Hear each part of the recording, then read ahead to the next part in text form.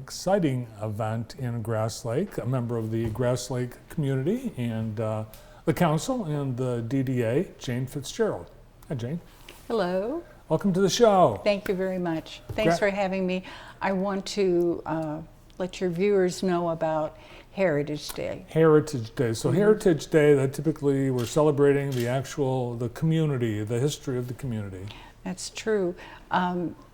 People have been volunteering for Heritage Day over the years, and it's a special time.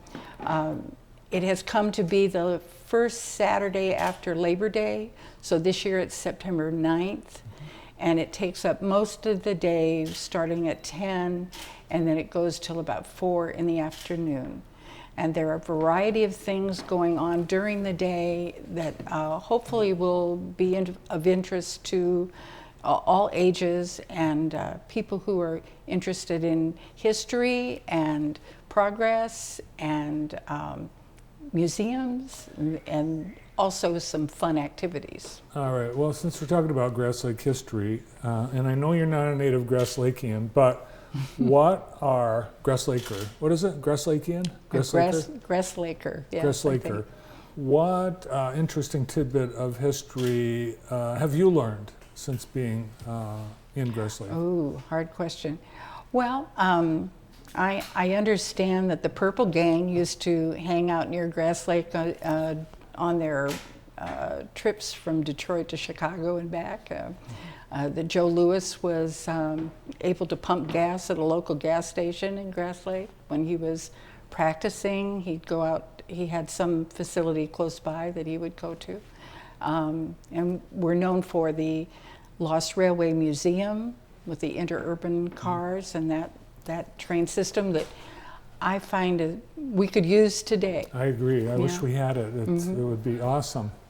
So I went more than one. Sorry. That's perfect. Well, that's awesome. Yeah, the Purple Gang, notorious hoodlums, gangsters from Detroit that they hung out at the lakes too. They loved, this was their, for a lot of Metro Detroit people, this was a resort area, Grass Lake and Waterloo and all the lakes.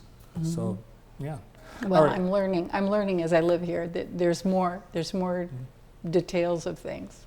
Well, let's talk about what's happening on September 9th. Saturday. You've got different things happening throughout the day. Right, it's going to open with the morning colors, the raising of the flag. It's going to be our local Cub Scout troop 326, and we're looking forward to hearing the Grass Lake Choir sing the national anthem. But the events are going to be throughout the downtown. The historic depot with the Whistle Stop Park, they're hosting a petting zoo, but they're also hosting demonstrations of activities, of the day, and then there will be an event at the Grass Lake Area Historic Society, the Co-House. They're going to have an exhibit on small farms. The District Library in Grass Lake is working with the Lost Railway Museum, and there are going to be activities there, as well as the museum will be open. And at the pavilion, there will be an exhibit of what a community fair might include. Examples and some activities there. There will be some food trucks and Storiana's ice cream as well. And I'm thinking that will be a lot of fun activities. But then historically, Linda Haas from the Jackson Historical Society is going to be speaking, and she's going to be telling people about the local connections to the Underground Railroad in Grass Lake and I think in Leone as well. And so that'll be interesting, and she'll be speaking at noon. So I don't want to forget anything. The downtown stores are open, and and there's going to be a tractor show. So that ought to be very interesting. Yeah, you've got this company in Grass Lake. I don't think a lot of people know about it, but it's well known around the country, and they make yurts. Yes. Oh, and thank you for reminding me. The Great Lakes Yurts Company has donated one of their yurts to be used that day, and our local historian James Dameron is going to be he's using that to exhibit his wares, and he has a specialty with one-room schoolhouses. So that ought to be good. I went to a one-room schoolhouse for first and third grade. My dad did too. The yurt, maybe people don't know what that is. Can you explain it? I'm not sure that it is a movable, it's not a geodesic dome shape, but it's close to it, canvas covered structure that can be a shelter. Yeah. And it's large and comfortable inside. And it's right here in Grass Lake, the Great Lakes Yurt Company. Yes. And they're nationally known. All right, Grass Lake itself, we've got the lake, Grass Lake, and the township, the village, the community, Grass Lake. Which came first? Ooh, I'm not sure. I would bet the lake. Yes, that would be true. The lake came first. I believe that the village of Grass Lake was 1871, I think is the date, that's when it was actually formed. It wasn't in its original location, but when the village was formed, it was at that time.